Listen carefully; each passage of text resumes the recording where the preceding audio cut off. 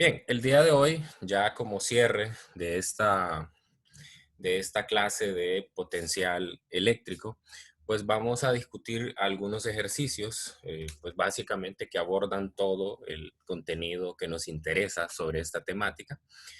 En principio vamos a revisar un ejemplo del CIRS y este ejemplo, pues básicamente se trata de aplicar el principio de conservación de energía a un problema de campo eléctrico. Entonces, en este problema se nos dice que una partícula de polvo que tiene una masa de 5 por 10 a la menos 9 kilogramos y una carga de 2 nanocoulomb parte del reposo en un punto A y se mueve en una línea recta hasta un punto B. Aquí lo pueden ver pues en la figura, ¿no? En la figura pueden ver cómo la partícula va a ir desde el punto A hasta el punto B, ¿ok? Y me piden cuál es la rapidez de la partícula de polvo al llegar al punto B. Entonces, básicamente aquí lo que tenemos es una partícula que se va moviendo en un campo eléctrico que es generado por estas dos cargas. Si nosotros ya sabemos que aquí lo que se genera es algo como, por acá teníamos la figura, como esto, ¿no? Un dipolo, ¿ok? Entonces tenemos esa situación en la cual tenemos una carga positiva y una carga negativa y vamos a colocar aquí en la línea horizontal que une a las dos cargas, vamos a colocar una carga pequeña, una carga de prueba, que es la partícula de polvo. Y como esta partícula tiene una carga positiva, entonces esta se va a mover alrededor de la línea de campo que une a las dos cargas. Si nosotros lo colocáramos a otra distancia, entonces la trayectoria que seguiría sería una trayectoria curva, ¿verdad? Entonces eso volvería un poco más complicado, por decirlo así, el problema.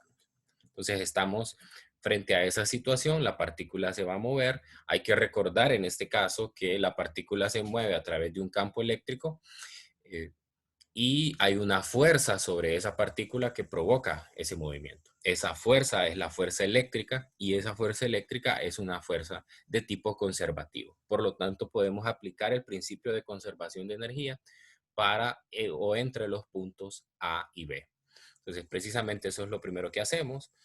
Vamos a tener en el lado izquierdo de esta ecuación a las formas de energía que tiene la partícula en el punto inicial. Ese punto inicial es el A. La primera es cero porque es la energía cinética. La partícula se coloca en ese punto, es decir, tiene una velocidad inicial cero, por lo tanto ese primer término es igual a cero. Y el segundo término se refiere a la energía potencial eléctrica de la partícula. Ya recordamos de las clases anteriores que la energía potencial se puede calcular como la carga de la partícula por el potencial en ese punto, que es el potencial en A. Y del lado derecho, entonces tenemos el término de energía cinética. Ya en el punto B, sí tiene una velocidad, por lo tanto va a tener una energía cinética y vamos a tener un término similar de energía potencial eléctrica. Y lo mismo se calcula multiplicando la carga de la partícula por el potencial. Entonces aquí hacemos un despeje para la velocidad y obtenemos esta relación para la velocidad final de la partícula. Vean que aquí ya nosotros tenemos las constantes de la carga y la masa. Lo único que nos hace falta determinar son los potenciales en esos puntos. Entonces recordemos que el potencial en un punto en particular para una distribución o para una configuración de cargas se calcula haciendo la sumatoria escalar de los potenciales debido a cada una de las cargas, ¿no? Entonces aquí tendríamos el primer potencial, que sería el potencial debido a la carga positiva. Aquí aparece el valor de carga positiva y la distancia que hay entre esa carga y el punto A. Y aparece en el segundo término el potencial debido a la segunda carga, que es la carga negativa, y por ahí pueden ver que aparece la distancia que hay entre esa carga y el punto A, que pues son 2 centímetros. Entonces hacemos la suma de esos términos y obtenemos 1350 voltios. Ahora me voy al punto B y hago lo mismo. la contribución al potencial de la carga positiva más la contribución al potencial de la carga negativa. Entonces, eso me da menos 1350 volts. Entonces, ahora hacemos la diferencia de potencial, ¿ok? Que era el que necesitábamos aquí, que sería el potencial en A menos el potencial en B. Y esto implica hacer una suma de esas dos potenciales anteriores, por lo tanto obtenemos 2700 volts. Sustituimos en la ecuación de la velocidad y encontramos que la velocidad que va a tener es de 46 metros por segundo. Entonces, otra vez nos enfrentamos a los problemas típicos de conservación de energía, con la diferencia ahora que la energía potencial ya no va a ser como en el curso anterior, debido al campo gravitacional, sino que ahora va a ser debido al campo eléctrico. Recordamos en los ejercicios anteriores, aquí teníamos en lugar de Q por V, lo que teníamos era MGH, que era la energía potencial gravitacional en ese punto en particular. Entonces, la dinámica de los problemas es la misma, ¿verdad? Con la diferencia que, bueno, usted puede elegir en cada problema si lo que hace aquí es el cálculo de la energía potencial directamente o calcula el potencial, lo multiplica por la carga, es exactamente lo mismo. Puede escribirlo en términos de energía o en términos de potenciales y la respuesta pues va a ser la misma. Ahora vamos a revisar un segundo ejercicio. Este es el problema 3040 del volumen 2 del Halliday-Resnick. Este es un problema para poder ejemplificar lo que son las equipotenciales, ¿verdad? Recordamos que las equipotenciales son superficies en las cuales nosotros mapeamos el cambio o la variación del potencial debido a una distribución de carga. Entonces aquí tenemos una partícula que se va a mover desde el punto A hasta el punto B. Es un electrón, ¿verdad? Es un electrón, es una carga negativa que se va moviendo en contra de la línea de campo. ¿Sí? El trabajo necesario para mover ese electrón es de 3.94 por 10 a la menos 19 joules. Y lo que me piden son tres cosas, son tres diferencias de potencial. La primera diferencia de potencial es el potencial del punto B o la diferencia potencial entre el punto B y el punto A, después entre C y A y después entre C y B. ¿Okay? Entonces, lo primero que debo recordar es algo que estudiamos anteriormente en esta presentación y es que si una carga negativa se desplaza en la dirección opuesta al campo eléctrico, aquí lo pueden ver, vamos a desplazarlo desde el punto A hasta el punto B, entonces el trabajo que se realiza es positivo. Entonces, aquí se puede comprobar en el enunciado del ejercicio que el trabajo que se nos proporciona es positivo. Y lo que sucede con la energía potencial eléctrica es que aumenta. ¿Okay? Entonces, si buscamos esa diferencia de potencial, entonces vamos a recordar la definición de que el trabajo necesario para mover una partícula de un punto a otro es igual a la carga de la partícula por la diferencia de potencial que hay entre esos dos puntos. Entonces aquí hacemos o calculamos la diferencia que se nos pide, que es la de B menos A, y despejamos y nos queda que es igual al trabajo entre el negativo de la carga. El trabajo y la carga del electrón, pues es la carga fundamental. Entonces, a partir de ahí encontramos cuál es la diferencia de potencial entre esos dos puntos. O sea, básicamente lo que estamos viendo aquí es, tengo una equipotencial a un radio en particular de la distribución de carga, otra equipotencial, y yo no sé cuánto vale el potencial en esta primera, ni sé cuánto vale en esta segunda.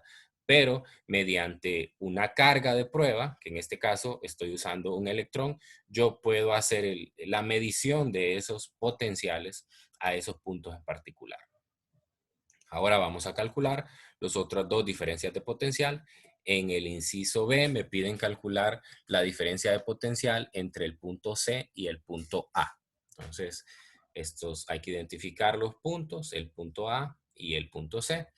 Y aquí lo más importante a identificar es que el punto C está sobre la misma equipotencial que el punto B. Por lo tanto, quiere decir que el potencial en el punto C es exactamente igual al potencial en el punto B. Entonces simplemente sustituimos acá y eso nos da otra vez la misma diferencia de potencial que encontramos en el inciso A de 2.46 volts. Entonces el resultado es el mismo. Ahora, en el inciso C me piden que calcule la diferencia de potencial entre B y C. En este caso, ese resultado es cero porque las dos están sobre la misma equipotencial. O también lo podemos ver sustituyendo el resultado anterior. Si se fijan acá, lo que tenemos es la diferencia de potencial entre B y A igual a 2.46. Yo puedo despejar de esta ecuación para el potencial en el punto C y sustituirlo acá.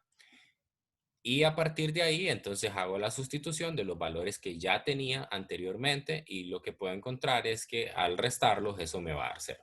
Pero usted lo puede hacer o lo puede detectar de una forma muy rápida y es que todos los puntos que están sobre una equipotencial están al mismo potencial. Por lo tanto, si hace una diferencia entre puntos que están sobre ese equipotencial, pues siempre va a ser cero. Muy bien. Entonces vamos a revisar un tercer ejemplo.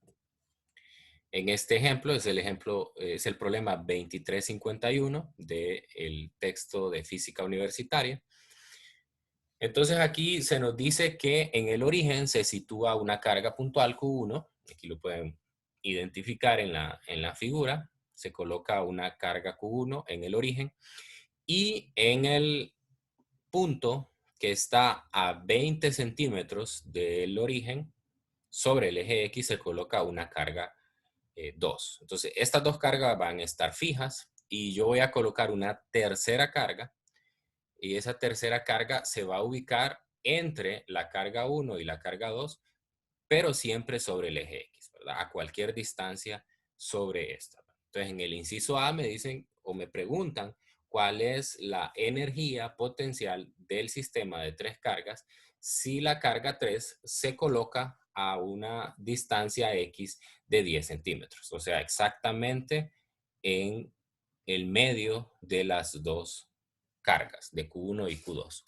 Bien, entonces aquí lo que vamos a realizar es la ecuación que ya estudiamos anteriormente y es que la energía potencial total de esta configuración de cargas pues no es más que esta sumatoria, teniendo el cuidado en esa sumatoria de ir cumpliendo la condición de que I sea menor que J.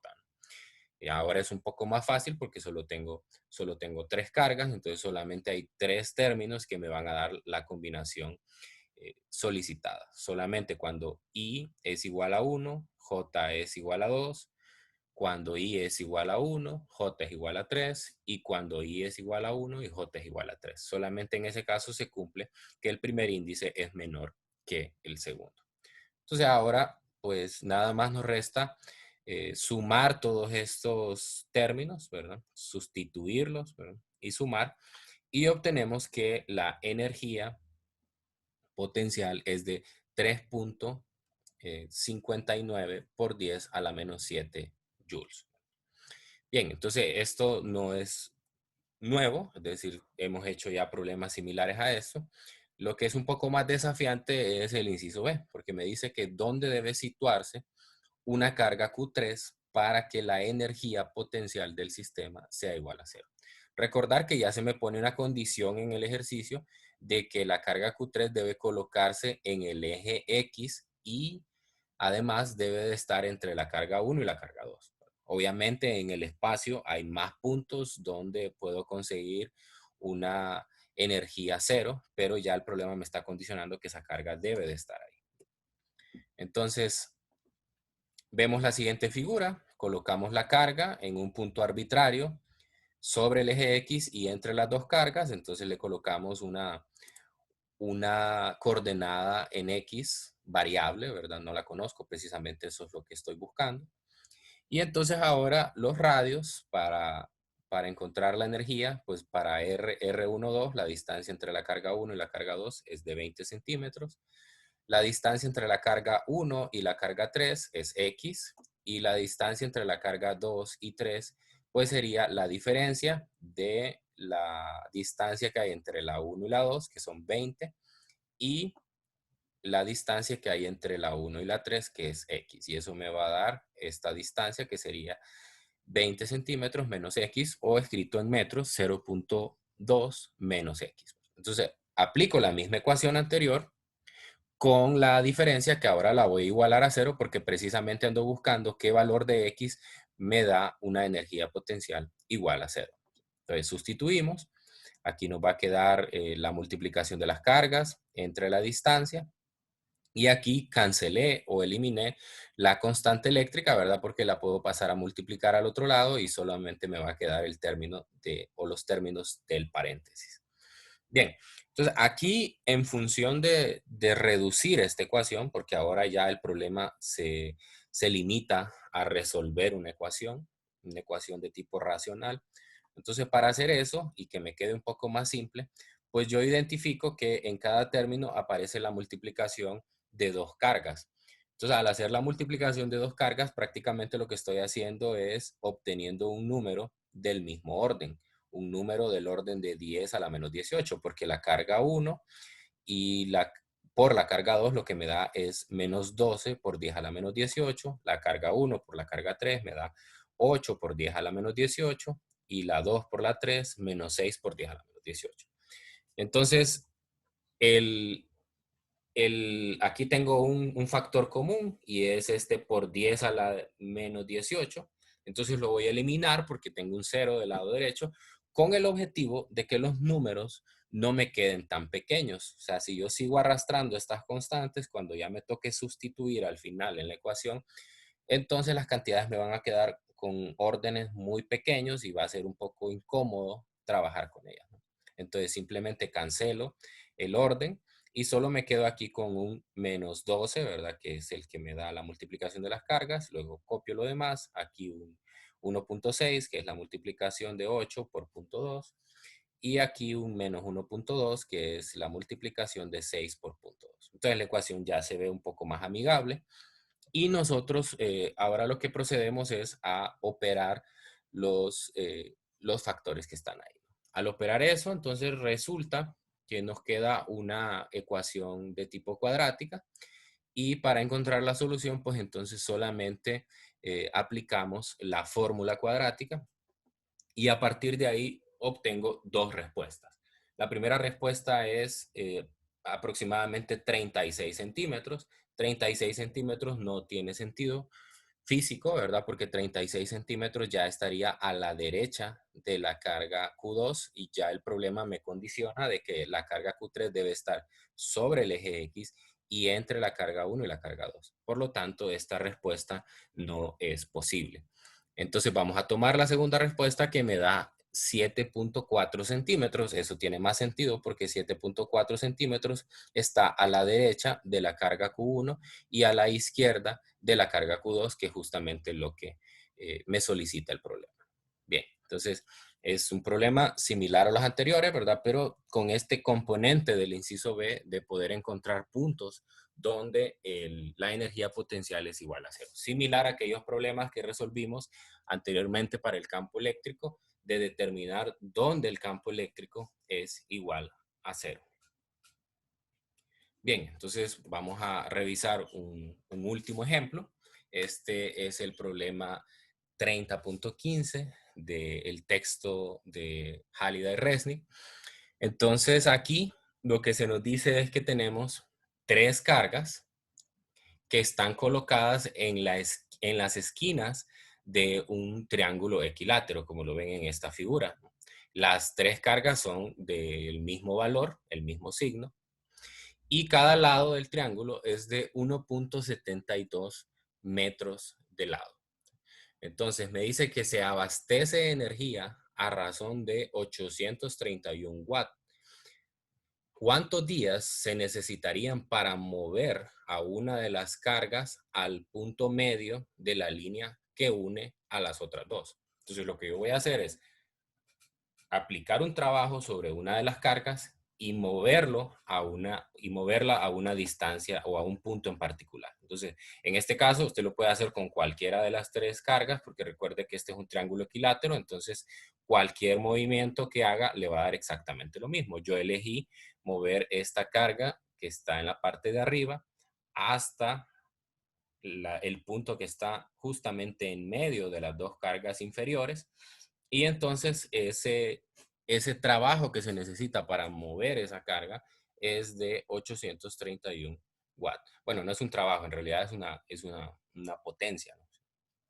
Ok, entonces, si yo quiero calcular el tiempo que me toma, tengo que recordar la ecuación de la potencia, ¿no? La potencia, pues, es una razón de cuánto trabajo se hace sobre la partícula en un tiempo en particular, ¿no? Entonces, si nosotros encontramos el, si nosotros ya tenemos la potencia, ¿verdad?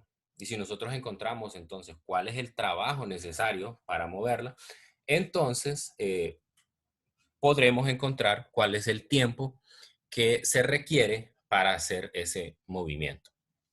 Muy bien, entonces básicamente tenemos dos situaciones, una cuando tenemos la configuración sobre el triángulo equilátero y otra cuando tengo las cargas sobre una línea recta horizontal. Entonces lo que voy a hacer es aplicar la ecuación de que el trabajo necesario para desplazar una partícula es igual al cambio en energía potencial de los puntos sobre los que moví a la partícula. Aquí hay un signo negativo involucrado, ¿verdad? Pero pues en este caso ese signo no me interesa mucho porque ese signo lo único que me va a dar es pues una medida de si el trabajo se hace sobre el sistema o el sistema realiza el trabajo, ¿verdad? Pero en términos de calcular el tiempo, eso no interesa. Entonces, bien, hay dos puntos. El punto inicial es cuando la partícula está en el triángulo, por lo tanto, calcular la energía potencial total de esta configuración, pues se basa nada más en sumar las contribuciones de cada uno. Entonces, esto es muy simple porque todas tienen la misma carga y además todas están ubicadas a la misma distancia, ¿no? Entonces, obtengo este primer valor, 3q cuadrado sobre 4pi epsilon sub 0 r, ¿verdad?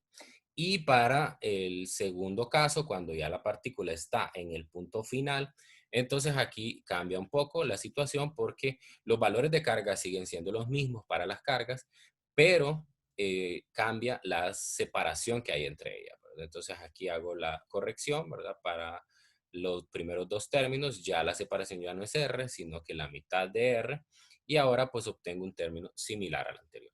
Ahora solo hago una diferencia entre las dos energías y obtengo cuál es el trabajo necesario para mover la partícula. Como ya tengo la potencia, entonces simplemente despejo para el tiempo y sustituyo las variables o los datos que ya conozco, ¿no? Y lo que me da es que es aproximadamente 2.16 días lo que tomaría bajo esa razón de energía mover a la partícula entre esos puntos.